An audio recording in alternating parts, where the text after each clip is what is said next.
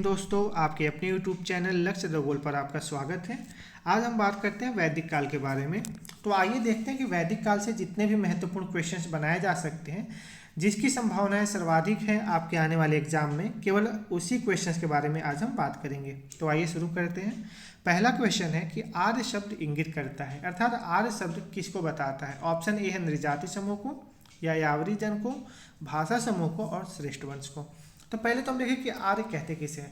अगर हम आर्य की बात करें तो प्राचीन समय में जो प्राचीन भारत और यूरोपीय एवं प्राचीन ईरानी भाषा बोलने वाले जो थे, उन्हीं को हम क्या कहते हैं, उन्हीं के लिए आर्य शब्द को प्रयुक्त किया गया है। ठीक है। वैदिक संस्कृति की अगर बात करें तो वैदिक संस्कृति में आर्य का अर्थ होता था श्रेष्ठ, शिष्ट अथवा सज्जन। तो क्वेश्चन यही पूछा है कि आर्य शब्द किसको इंगित करता है, तो आर्य शब्द श्रेष्ठ वंश को इंगित करता है। यहाँ पे एक और ऑप्शन दिया हुआ है या यावरी जन को। या यावरी का अर्थ होता है घुमंतु, घुमक्कड़। तो जो आपके आर्य थे वो भी प्राचीन समय में पहले घुमंतु ही हुआ करते थे, और उसके बाद वो धीरे धीरे आकर के सब सिंधु प्रदेश में, और उसके बाद जो गंगा यमुना का दबाव था वहाँ पे आए और वहाँ पे आकर के अस्थायी रूप से निवास करने लगे।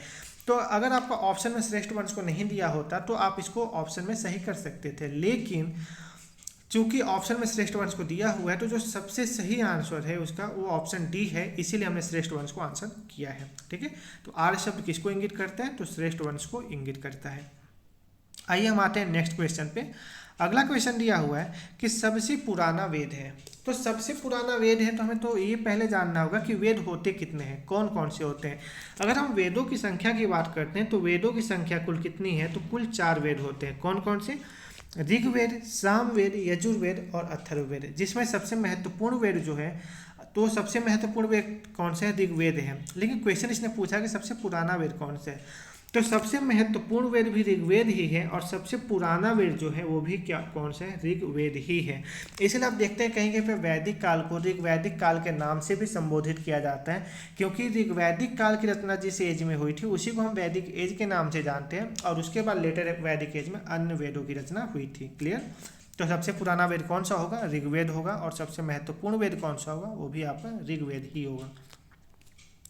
अगला क्वेश्चन दिया हुआ है कि किस वैदिक ग्रंथ में वर्ण शब्द का सर्वप्रथम नामोल्लेख मिलता है।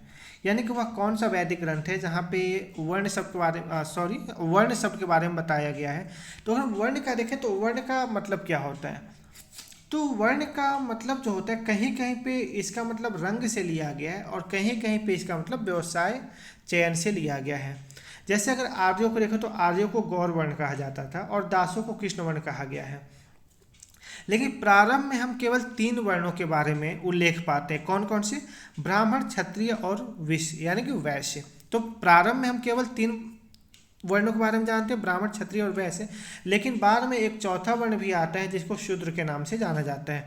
तो क्वेश्चन ये पूछा गया है कि वैदिक ग्रंथ में वर्ण शब्द का सर्वप्रथम उल्लेख कहाँ पे मिलता है। तो अगर हम ग्रंथ की बात करते हैं तो सबसे पहले ऋग्वेद में ही इसके बारे में चर्चा की गई है। क्लियर। तो कई बार क्वेश्चंस पूछा जाता है कि शूद्र शब्द का सर्वप्रथम उल्लेख कहाँ पे मिलता है। तो ऋग्वेद जो है, ऋग्वेद को कुछ मंडलों में विभाजित किया गया है। तो ऋग्वेद का जो 10वां मंडल है, 10वां मंडल के पुरुष सूक्त में ही सर्वप्रथम शूद्र शब्द का उल्लेख मिलता है, और बताया जाता है कि जो चारों वर्णों का उदय हुआ है वह एक विराट पुरुष के माध्यम से हुआ है। यानी कि विराट पुरुष देखा गया और उसी के अंगों से ही चारों वर्णों का उल्लेख देखने को मिलता है। ठीक है। आइए नेक्स्ट क्वेश्चन पे आते हैं। अगला क्वेश्चन दिया हुआ है कि वर्ण व्यवस्था से संबंधित पुरुष सूक्त मूलतः पाया जाता है। अभी जैसा कि मैंने आपको बताया कि शूद्र शब्द का सर्वप्रथम उल्लेख कहाँ पे मिलता है, तो ऋग्वेद के 10वें मंडल में जो पुरुष सूक्त है वहाँ पे मिलता है। तो क्वेश्चन इसने यही पूछा है कि वर्ण व्यवस्था से संबंधित पुरुष सूक्त मूलतः कहाँ पाया जाता है, तो वो पाया जाता है आपका ऋग्वेद में। तो option C is the right answer. आते हैं नेक्स्ट क्वेश्चन पे। अगला क्वेश्चन दिया हुआ है कि निम्नलिखित 4 वेदों में से किस एक में जादुई माया और वशीकरण का वर्णन है। अर्थात वह कौन सा वेद है जिसमें वशीकरण और जादुई माया के बारे में बात किया गया है। तो अभी मैंने बताया था कि वेदों की संख्या कुल 4 है। अगर वेदों की संख्या कुल 4 है तो हम सबसे पहले तो हम ये देखते हैं कि किस वेद में क्या बोला गया है। तो सबसे पहले अगर हम ऋग्वेद को देखें तो ऋग्वेद में क्या है, ऋग्वेद में स्रोत एवं प्रार्थनाएं हैं। जैसे जो देवी देवताओं के लिए जो प्रार्थनाएं लिखा गया था, जो स्रोत थे, वो सब किस में वर्णन किया गया? ऋग्वेद में इसका वर्णन किया गया है, जिसमें कुल 1028 सूक्त या ऋचाएं हैं। तो क्वेश्चन पूछा जाता है कि ऋग्वेद में कुल कितने सूक्त हैं, तो ऋग्वेद में कुल कितने सूक्त हो जाएंगे? 1028 सूक्त हो जाएंगे, 1028 सूक्त हो जाएंगे। नेक्स्ट है यजुर्वेद में क्या है? तो यजुर्वेद में स्रोत एवं कर्मकांड से संबंधित क्या है? विधाएं दी हुई है। नेक्स्ट है सामवेद। अगर हम सामवेद की बात करते हैं तो सामवेद में एक तरह से गायन के रूप में इसको प्रस्तुत किया जाता है। जो संगीतमय स्रोत की बात की गई है वो सामवेद में की गई है। और अथर्ववेद में तंत्र मंत्र वशीकरण भूत प्रेत सबकी बात किसमें की गई है? अथर्ववेद में किया गया है। तो क्वेश्चन में यही पूछा गया है ना कि किस एक में जादुई माया और वशीकरण का वर्णन है, तो वह है आपका अथर्ववेद। तो option C is the right answer, अथर्ववेद सही होगा। क्लियर। आते हैं अगले क्वेश्चन पे। अगला क्वेश्चन कह रहा है कि गोपथ ब्राह्मण संबंधित है, अर्थात गोपथ ब्राह्मण किससे संबंधित है। तो हम सबसे पहले देखते हैं कि ब्राह्मण क्या है। तो ब्राह्मण ग्रंथ के बारे में अगर हम बात करते हैं तो अगर वेद जो थे, वेद आपके संस्कृत भाषा में लिखे हुए थे, तो जब वेदों को गद्य के रूप में व्याख्या करना ही क्या कहलाता है? ब्राह्मण ग्रंथ कहलाता है। तो देखिए वैसे ही सभी वेदों के कुछ न कुछ ब्राह्मण ग्रंथ हैं, ठीक है। जैसे कि अगर हम ऋग्वेद की बात करें तो ऋग्वेद में ब्राह्मण ग्रंथ कौन कौन से आते हैं? ऐत्रेय ब्राह्मण और कौशिकी ब्राह्मण आता है। तो वैसे अगर हम देखें सामवेद में, तो सामवेद में आपके टांड्य महाब्राह्मण आते हैं, षड्विश आता है, जैमिनीय ब्राह्मण आता है। अगर हम यजुर्वेद की बात करें तो उसमें सतपर ब्राह्मण की बात की गई है, और अथर्ववेद में आपके गोपथ ब्राह्मण की बात की गई है। तो क्वेश्चन क्या पूछा है? क्वेश्चन पूछा है गोपथ ब्राह्मण किससे संबंधित है, तो गोपथ ब्राह्मण आपका किससे संबंधित है? तो वह आपका है अथर्ववेद से संबंधित है। तो आइए अगले क्वेश्चन पे आते हैं। फिर नेक्स्ट क्वेश्चन दिया हुआ है कि ऋग्वेद का कौन सा मंडल पूर्णतः सोम को समर्पित है। अभी मैंने आपको बताया था पीछे कि ऋग्वेद को कुछ मंडलों में विभाजित किया गया है, जिसमें से हमने 10वें मंडल के बारे में बात किया था, जहाँ पे शूद्र के बारे में लिखा हुआ है। तो पूछा कि ऋग्वेद का कौन सा मंडल है जो कि सोम को समर्पित है। तो देखते पहले हम ऋग्वेद को कितने मंडल में विभाजित किया गया है। तो ऋग्वेद को कुल 10 मंडलों में विभाजित किया गया है, जिसमें से जो 9वां मंडल है, 9वां मंडल में कुल 114 सूक्त दिए हुए हैं। तो जो 114 जो सूक्त है उसी में सोम के बारे में बताया गया है। तो पूछा कि कौन सा मंडल सोम को समर्पित है, तो जो ऋग्वेद का 9वां मंडल है वह किसको समर्पित है? वह सोम को समर्पित है। इसमें कुल कितने सूक्त हैं? तो 114 सूक्त इसमें दिए हुए हैं। आते हैं अगले क्वेश्चन पे। अगला क्वेश्चन है कि निम्नलिखित में से किसका संकलन ऋग्वेद पर आधारित है? ऋग्वेद का, यजुर्वेद का, अथर्ववेद का या फिर सामवेद का? तो किसका संकलन आपका ऋग्वेद पर आधारित है? तो आइए देखते हैं। सामवेद की बात करें तो सामवेद में कुल 1810 छंद दिए हुए हैं सामवेद में, जिसमें से अगर हम 75 छंद को छोड़ दें तो 75 छंद के अलावा जितने भी हैं सब ऋग्वेद में भी संकलित हैं। अर्थात हम कह सकते हैं जो सामवेद का संकलन है वो किस पे आधारित है? तो वह आपका ऋग्वेद पर आधारित है। तो option D is the right answer. किसका संकलन ऋग्वेद पर आधारित है? तो सामवेद का संकलन ऋग्वेद पर आधारित है। तो आते हैं अगले क्वेश्चन पे। अगला क्वेश्चन है कि भारत के किस स्थल की खुदाई से लौह धातु के प्रचलन के प्राचीनतम प्रमाण मिले हैं? यानी कि भारत का वह कौन सा स्थल है जहां से लौह धातु की प्राचीनतम साक्ष्य मिलते हैं? ऑप्शन है तक्षशिला, अतरंजी खेड़ा, कौशाम्बी और हस्तिनापुर। जैसे कि आपको बताया था प्राचीन समय में क्या हुआ था, एक एक धातुओं की खुदाई हुई थी और उसी के नाम पे उस समय का नाम पड़ गया था। जैसे अगर हम पढ़ते हैं आपका सिंधु घाटी सभ्यता के बारे में पढ़ते हैं तो सिंधु घाटी सभ्यता के बारे में मैंने आपको बताया था कि उस समय जो सबसे ज़्यादा इस्तेमाल होता था कांसे का इस्तेमाल होता था, इसलिए इसको कांस्य युगीन सभ्यता भी कहा गया। कांसे का निर्माण किससे होता था? तांबे और टीन को मिला करके होता था, ठीक है। तो वैसे ही पूछा गया क्या लौह धातु का प्राचीनतम साक्ष्य कहाँ से मिलता है? तो लौह धातु के अगर हम प्राचीनतम साक्ष्य की बात करते हैं तो कई ऐसे स्थान है जहाँ से मिलते हैं, जैसे अहिसन हो गए, अतरंजी खेड़ा हो गया, आलमगीरपुर हो गया, मथुरा, रोपड़, श्रावस्ती, कामपिल्ले। यहाँ से आपके लौह युगीन संस्कृति के अवशेष मिलते हैं। जिसने पूछा कहाँ से मिला है, तो कहाँ से मिला है आपका अतरंजी खेड़ा से पाया गया है किसका? लौह धातु का प्राचीनतम साक्ष्य, ठीक है। अतरंजी खेड़ा से आपके लौह धातु मल तथा धातु शोधन से में प्रयुक्त होने वाली भट्टियां भी मिली है यहाँ से। तो क्वेश्चन पूछा जा सकता है आपकी कि धातु शोधन में प्रयुक्त होने वाली भट्टियां कहाँ से मिली है, तो वो भी आपकी अतरंजी खेड़ा से ही मिली है। क्लियर। तो आते हैं अगले क्वेश्चन पे। अगला क्वेश्चन ये कह रहा है कि उपनिषद पुस्तकें हैं, किस पे आधारित, धर्म पर, योग पर, विधि पर या दर्शन पर। तो सबसे पहले तो हम देखें तो उपनिषद होता क्या है, उपनिषद का अर्थ क्या होता है। अगर हम उपनिषद के अर्थ के बारे में बात करें तो उपनिषद का अर्थ होता है शिष्य द्वारा ज्ञान प्राप्ति हेतु गुरु के समीप बैठना, यानी कि ज्ञान प्राप्ति के लिए गुरु के समीप बैठना किसको, शिष्य को, यही उपनिषद कहलाता है। ठीक है, तो पूछा कि उपनिषद किस पे आधारित पुस्तक है, तो उपनिषद जो है वह दर्शन पे आधारित पुस्तक है। तो क्या हो जाएगा, option D is the right answer हो जाएगा, उपनिषद पुस्तकें हैं दर्शन पर आधारित। आते हैं अगले क्वेश्चन पे। अगला क्वेश्चन ये दिया हुआ है, निम्नलिखित में से किस एक वैदिक साहित्य में मोक्ष की चर्चा मिलती है। ऑप्शन ए है ऋग्वेद, ऑप्शन बी है परवर्ती संहिताएं, ऑप्शन सी है ब्राह्मण और ऑप्शन डी है उपनिषद। तो पूछा कि मोक्ष की चर्चा कहाँ पे मिलती है। तो अगर हम वेद की बात करें तो वेदों में मोक्ष शब्द का प्रयुक्त कहीं पे भी नहीं हुआ है, अर्थात वेदों में मोक्ष का इस्तेमाल हुआ ही नहीं है। तो आपका ऋग्वेद तो पहले ही नहीं होगा, तो ये गलत हो जाएगा। अब बचे आपके तीनों ऑप्शन।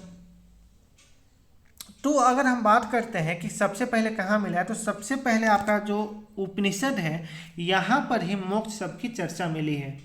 तो क्या आपके उपनिषद में मोक्ष की चर्चा मिली है, तो क्या कहीं अन्य इसका इस्तेमाल नहीं हुआ है। तो अन्य इस्तेमाल हुआ, अगर वेदों में कहें तो वेदों में भी इसका इस्तेमाल हुआ है, लेकिन वेदों में मोक्ष के रूप में नहीं बल्कि विमुच्य, मुच्यते, मुक्ति, अमृतत्व, अमृत इत्यादि इन प्रकार के शब्दों का इस्तेमाल देखने को मिलता है।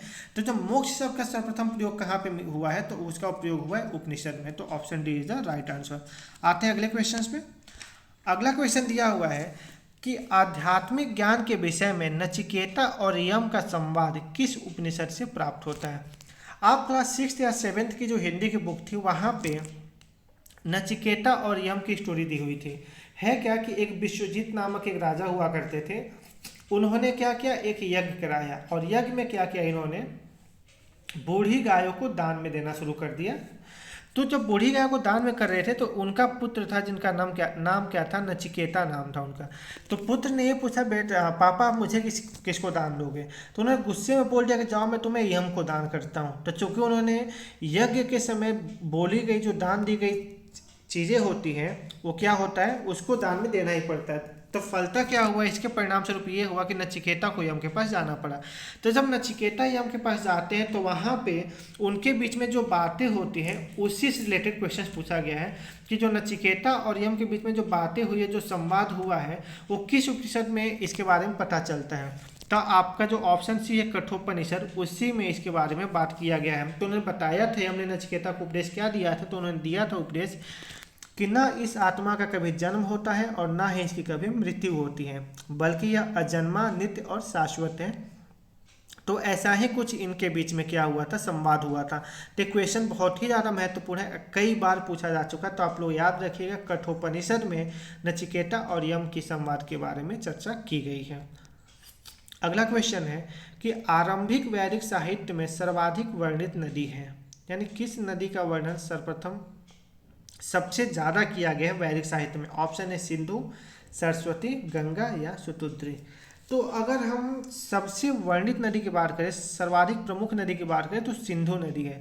सिंधु नदी का ऋग्वैदिक काल में सर्वाधिक महत्व था।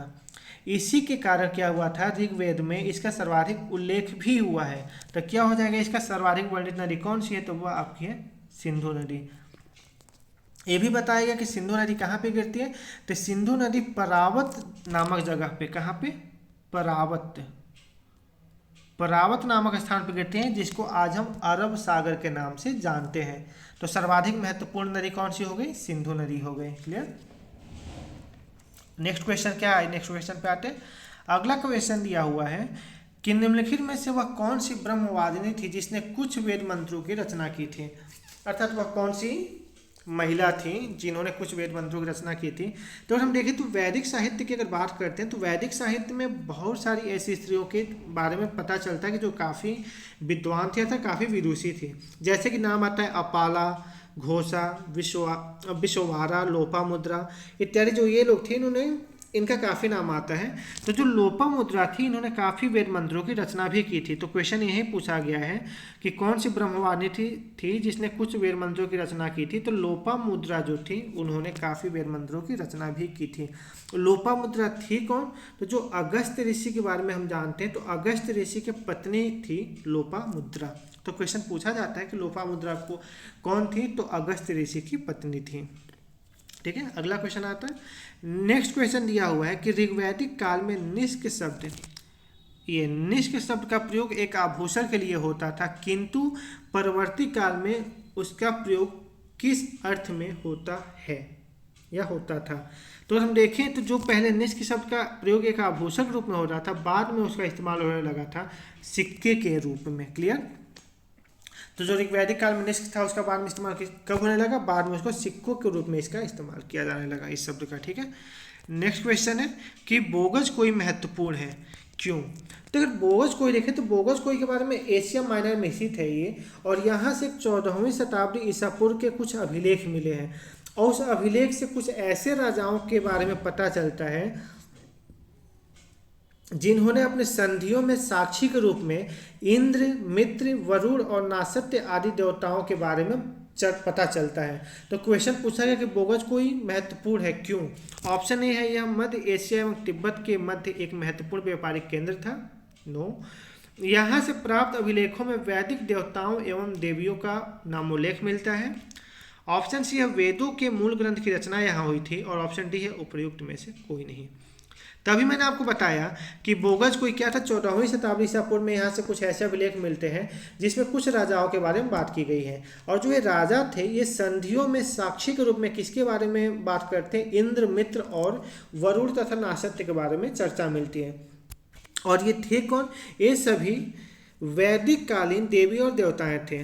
तो आपका option B is the right answer. यहाँ से प्राप्त अभिलेखों में वैदिक देवियों और देवताओं के नामों का लेख मिलता है। क्लियर? तो बोगस कोई क्यों महत्वपूर्ण है? क्योंकि यहाँ से देवी देवता, वैदिक देवी देवताओं के नामों का उल्लेख वाला एक ऐसा अभिलेख प्राप्त हुआ है। आते हैं नेक्स्ट क्वेश्चन पे। अगला क्वेश्चन दिया है कि गोत्र शब्द का प्रयोग सर्वप्रथम हुआ था। अच्छा, गोत्र शब्द का प्रयोग सर्वप्रथम कब हुआ था और कहाँ पे हुआ था? तो पहले तो देखो गोत्र का अर्थ क्या होता है। अगर हम गोत्र देखें तो गोत्र का मतलब होता है गोष्ठ, सॉरी ऐसे लिखते हैं। गोत्र का मतलब क्या होता है? गोत्र का मतलब होता है गोष्ठ। गोष्ठ मतलब क्या? कि वह स्थान जहाँ समूचे कुल का गोधन पाला जाता है। ठीक है, देखिए अगर बाद में देखें तो बाद में इसका अर्थ ये होने लगा कि एक ही मूल पुरुष से उत्पन्न हुए लोगों को, ठीक है, गोत्र कहा जाता है। क्लियर?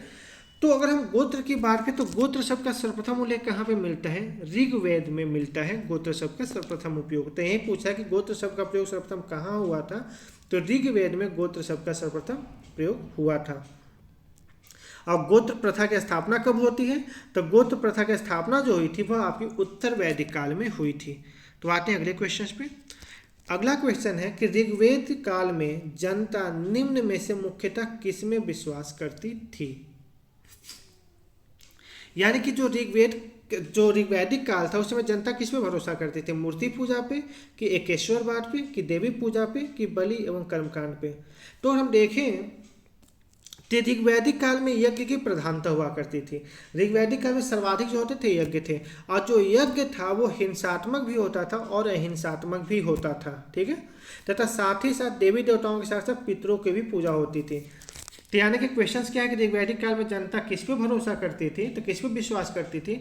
तो बलि एवं कर्मकांड पे, क्योंकि जब हिंसात्मक यज्ञ होगा यानी कि वहाँ बलि दी जाएगी, तो बलि एवं कर्मकांड पे वहाँ पे क्या करती थी? भरोसा किया जाता था।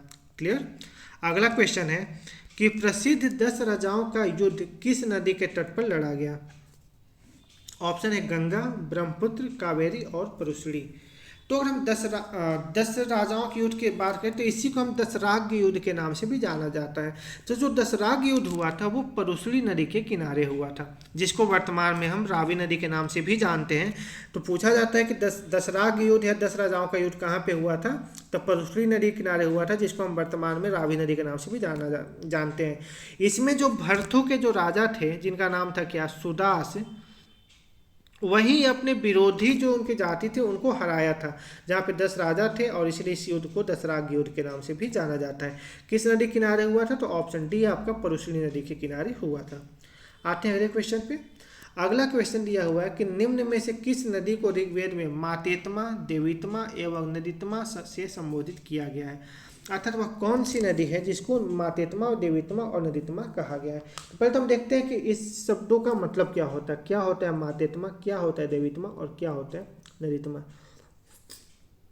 तो अगर हम मातेत्मा की बात करें तो मातेत्मा का अर्थ होता है सबसे अच्छी माँ, देवीत्मा का अर्थ क्या हुआ सबसे अच्छी देवी, और नदीत्मा का अर्थ हुआ सबसे अच्छी नदी। तो किस नदी के लिए इस्तेमाल हुआ है, तो उस समय जो सबसे पवित्र नदी थी वह थी सरस्वती नदी। तो जो सबसे पवित्र नदी होगी उसके लिए तो ऐसे शब्दों का इस्तेमाल किया जाएगा ना। तो इन जो शब्दों का मातेत्मा, देवीत्मा और नदीत्मा शब्दों का इस्तेमाल किया गया है वो सरस्वती नदी के लिए किया गया है। क्वेश्चन ये भी पूछा जाता है कि ऋग्वेद समय में सर्वाधिक पवित्र नदी किसे माना जाता था, तो सरस्वती नदी को ही माना जाता था। अगर क्वेश्चन ये पूछा जाता सर्वाधिक महत्वपूर्ण नदी कौन थी, तो सिंधु नदी हो जाएगा आंसर। पवित्र पूछेगा तो सरस्वती, अब महत्वपूर्ण पूछेगा तो सिंधु। अगला क्वेश्चन कि प्राचीन काल में आर्यों के जीविकोपार्जन का मुख्य साधन क्या था। अगर हम आर्यों के बारे में बात करें तो प्राचीन काल में जो आर्य थे उनके जीविकोपार्जन का जो मुख्य साधन था वो था पशुपालन और कृषि। तो चूंकि यहाँ पे पशुपालन ऑप्शन नहीं है, तीसरा ऑप्शन ए जो है कृषि, ये आपका सही हो जाएगा। तो option A is the right answer. प्राचीन काल में क्या था, आर्यों का जीविकोपार्जन का मुख्य साधन था पशुपालन और कृषि, इसलिए आप दोनों को ही याद रखिएगा। जो मुख्यतः पशुपालन पे ही निर्भर रहते थे, लेकिन गौण रूप से कृषि कार्य भी किया करते थे। आते हैं अगले क्वेश्चन पे। अगला क्वेश्चन दिया हुआ है कि ऋग्वेद में उल्लिखित यव शब्द किस कृषि उत्पाद हेतु प्रयुक्त किया गया है।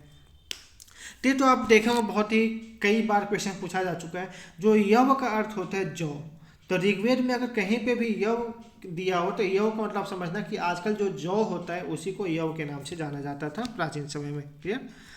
अगला क्वेश्चन पे आते हैं। नेक्स्ट क्वेश्चन है कि वैदिक युग में प्रचलित लोकप्रिय शासन प्रणाली थी निरंकुश, प्रजातंत्र, गणतंत्र या वंश परंपरागत राजतंत्र।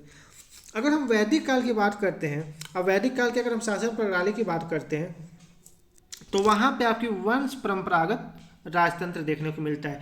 ऐसा नहीं कि वहाँ पे जनता द्वारा राजा को चुना नहीं जाता था, चुना जाता था, लेकिन जो जनता थे मैक्सिमम ऐसा देखने को मिलता है कि जो जनता की जो रुचि हुआ करती थी वो कहाँ पे थी, राज परिवार में ही हुआ करती थी, इसलिए वंश परंपरागत राजतंत्र की बात वहाँ पे की गई है। ठीक है। नेक्स्ट क्वेश्चन है कि वैदिक युगीन सभा डैश, ऑप्शन ए गांव के व्यावसायिक लोगों की संस्था थी, राज दरबार होता था, मंत्री परिषद थी, या राज्य के समस्त लोगों की एक राष्ट्रीय सभा थी। तो वैदिक युगीन सभा क्या थी, तो जो वैदिक युगीन सभा की अगर हम बात करें तो वैदिक काल में सभा और समिति नामक दो संस्थाएं हुआ करती थी। कौन कौन सी, सभा और समिति। अगर हम सभा की बात करें तो सभा किसे कहते थे, जो कुलीन एवं जो वृद्ध मनुष्य हुआ करते थे उनकी जो संस्था थी उसको हम क्या कहते थे, सभा कहते थे। लेकिन जो साधारण जो व्यक्ति थे उनकी जो संस्था थी उसको हम समिति के नाम से जानते थे। तो इस तरह से क्या थी, उस समय की एक मंत्री परिषद हुआ करती थी दोनों, जो कि राजा के ऊपर नियंत्रण रखती थी। तो पूछा क्या कि वैदिक युग सभा क्या थी, तो एक मंत्री परिषद थी। Option C is the right answer. आते हैं नेक्स्ट क्वेश्चन में। अगला क्वेश्चन दिया हुआ कि किस वेद में सभा और समिति को प्रजापति की दो पुत्रियां कहा गया है। तो किस वेद में कहा गया कि सभा और जो समिति है जो है आपकी वो दोनों प्रजापति की दो पुत्रियां हैं। तो अगर हम बात करें तो अथर्ववेद में, ऑप्शन सी जो आपका है, अथर्ववेद में यह कहा गया है कि सभा और समिति प्रजापति की दो पुत्रियां हैं। ठीक है। अब अगले क्वेश्चन पे आते हैं। नेक्स्ट क्वेश्चन है कि त्रयी नाम है, इसी को त्रयी कहीं लिखा रहता है और इसी को कहीं कहीं वेद त्रयी भी देखने को मिलता है। तो पूछा है कि त्रयी नाम है तीनों वेदों का, धर्म, संघ व युद्ध का, तीनों मौसमों का और हिंदू धर्म के तीन देवताओं का। तो इसका आंसर मैं नहीं बताऊंगा, ये बहुत ही पुराना क्वेश्चन है, कई बार पूछा जा चुका है। तो इसका आंसर आप बताएंगे कि त्रयी नाम है इसमें से कौन सा ऑप्शन सही है। तो मैं आशा करता हूँ कि मैंने आपको जितने भी क्वेश्चंस बताए आपको क्वेश्चन समझ में आए होंगे। यदि आपको भी कुछ महत्वपूर्ण क्वेश्चन लगे जिसका कि आंसर आपको नहीं पता हो तो आप कमेंट सेक्शन में जाकर के पूछ सकते हैं, मैं बताने की कोशिश करूंगा। यदि आप इस पीडीएफ को लेना चाहते हैं तो इस पीडीएफ को भी ले सकते हैं आप हमारे टेलीग्राम चैनल को ज्वाइन करके, जिसका नाम है लक्ष्य the goal by Gaurav sir. तब वहाँ से हमारे टेलीग्राम चैनल पर भी ज्वाइन हो सकते हैं, फेसबुक पेज पर भी जा सकते हैं, इंस्टाग्राम पर भी हमें फॉलो कर सकते हैं। मैं आपको पेट की पूरी सिलेबस कंप्लीट करा रहा हूँ, तो इसलिए जितना हो सके आपके जो दोस्त तैयारी करें वहाँ पे भी आप शेयर करने की कोशिश करें, जिससे कि उनका भी थोड़ा बेहतर हो, क्योंकि हमारा टारगेट ही है 99 प्लस परसेंटाइल, क्योंकि इससे कम अगर परसेंटाइल आता है तो कोई मतलब नहीं है। जैसे अभी आपने देखा था कि कई सारे पेपर्स हुए थे, इसमें लेखपाल का पेपर हुआ था, लोअर पीसीएस के थ्रू कुछ वैकेंसीज आई थी, लेकिन उसमें जो अगर हम लेखपाल को छोड़ दें तो जो अच्छे पोस्ट के लिए वैकेंसी थी वो सब 99 से ऊपर परसेंटाइल मांग रही थी। तो इसलिए आपको मेहनत थोड़ा करना होगा। तो चलिए मिलते हैं हम अगले वीडियो में, तब तक के लिए धन्यवाद।